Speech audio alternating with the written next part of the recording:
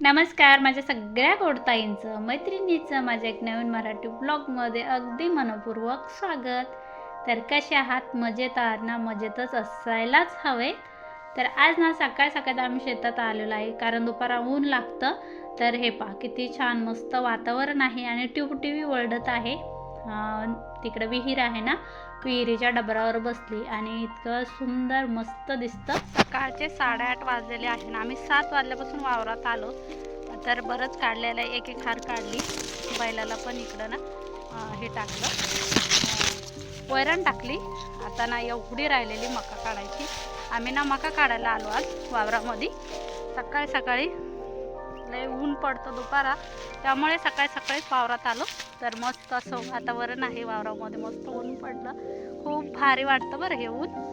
कधी मका काढायची आम्हाला, तर त्या तिथपर्यंत काढायची.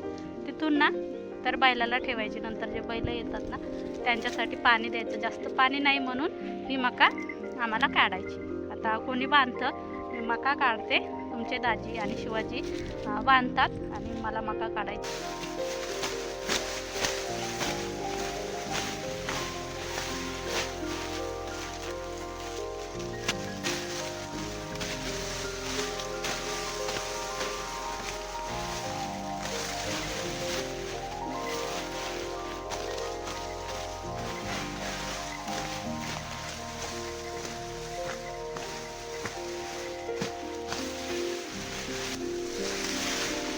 पाणी नसेल ना तर काहीच राहत नाही, त्यामुळे आम्हाला ना पाण्याची खूपच कमतरता आहे. तुम्हाला तर माहीतच आहे.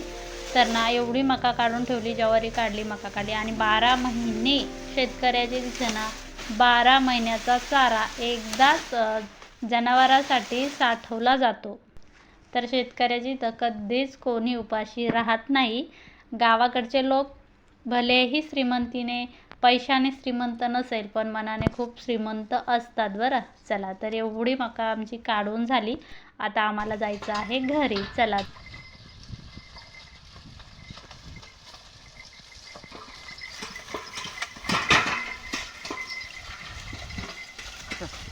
आणि सकाळीच गाडी बैल आणली होती. म्हणे घरी ना 4 बैल आहे, एक गाय आहे, एक वासरू आहे, त्यामुळे ना त्यांना भरपूर चारा लागतो. त्यामुळं म्हणलं चला गाडी बैल पण घ्या आणि मोटरसायकल पण घ्या. गाडी पण आणली, मोटरसायकल आणि बैलगाडी हे पण आणलं होतं. चला, तर त्यामुळे मक्का घेऊन शिवाजी गाडीमध्ये चालले, मी आणि तुमचे दाजी गाडीवर जाणार आहोत.